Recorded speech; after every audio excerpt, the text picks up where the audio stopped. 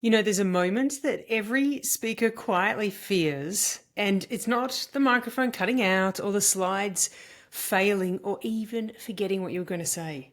It's the moment that someone asks you a question and you realize, like, very quickly and very clearly that you don't actually know the answer. Early in my speaking career, I experienced this in a way that has totally shaped how I show up on stage, like, forever. It was a massive lesson. So I was delivering a keynote on managing millennials, and the positioning was really built around my lived experience, having come from media companies. So I was speaking from inside out, talking about what younger generations need in order to feel supported and seen and motivated so that they can bring their best selves into the workplace. It was a really fun keynote. It always is. It's super insightful, really funny. I get people up dancing, like it's just a high vibe session.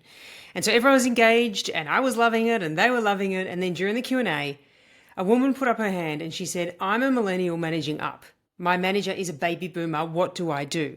Now, in that moment, I knew the truth, which was this is not my area of expertise. I hadn't researched managing up across generational lines or even in that direction because it was never relevant.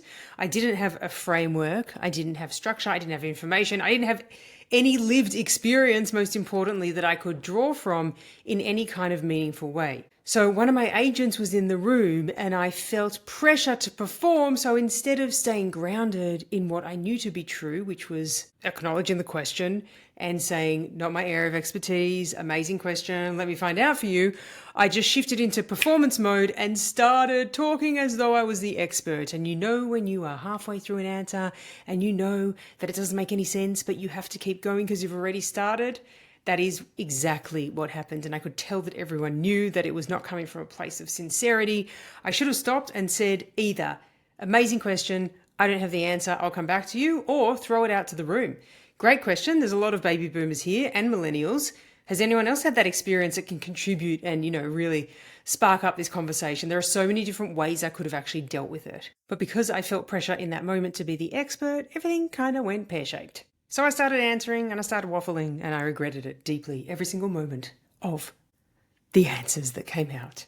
I mean, I'm sure you've had that experience where you're mid-sentence and you know it's not right, but you're too committed to even stop. Like you can't even hear what's coming out of your mouth because your internal voice is saying to you, "This is wrong, this is not solid, this is incorrect." Like that was exactly what was happening to me. But I kept going and I stretched it and I filled space and I tried to construct something that was intelligent enough to pass. And the whole time my energy was super tight and my body was tight and my physiology was tight.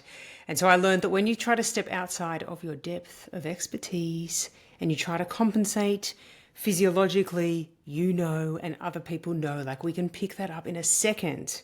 And you can add extra words to try to sound authoritative.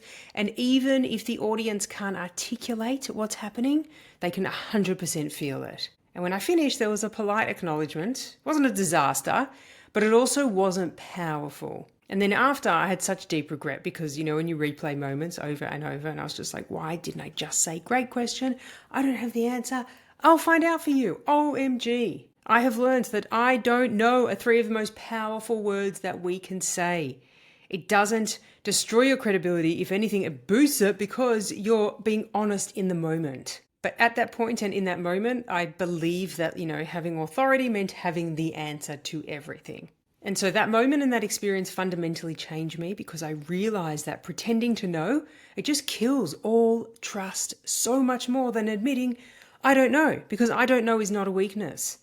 It is integrity, it is self-awareness, and it really says to the other person or people, "I respect you enough not to bluff through this." And since that day, I have made a personal rule. I never, ever pretend to know something that I don't. And if a question falls outside of my expertise, I'll say calmly and without any apology, "Amazing question, I don't know the answer, I would love to know the answer.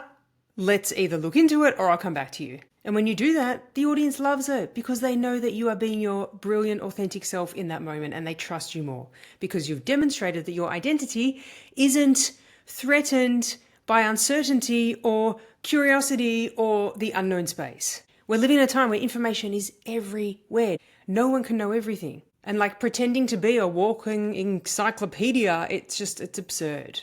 Like the real skill now is not having the answers, it's staying composed It's knowing how to navigate uncertainty, and it's knowing how to stay grounded and confident in moments that you don't actually expect and can't see coming, especially in leadership.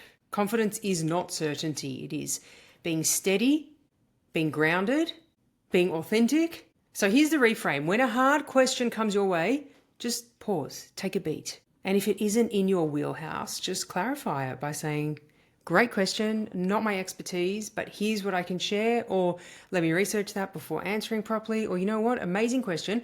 How about I do some research, we come back and we unpack it together. There are so many ways that you can answer just in a much better way than I did. I mean, the moment you remove the pressure to be the expert, you actually become way more powerful because you feel so much more connected and congruent. And in that process of being authentic and honest in the moment, you give other people permission to feel the same, do the same, and be the same. So looking back, I am incredibly grateful for that highly awkward and uncomfortable moment in that Q&A, in that keynote, because it totally took the misconception that I need to know the answers to everything away. And it's made me way more honest, way more vulnerable, way more present in every single experience because I don't have that pressure to need to know everything, which is false anyway.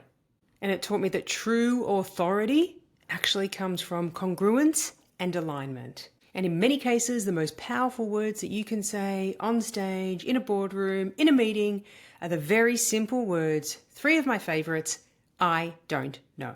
Thanks for listening and watching, and I'll see you next episode.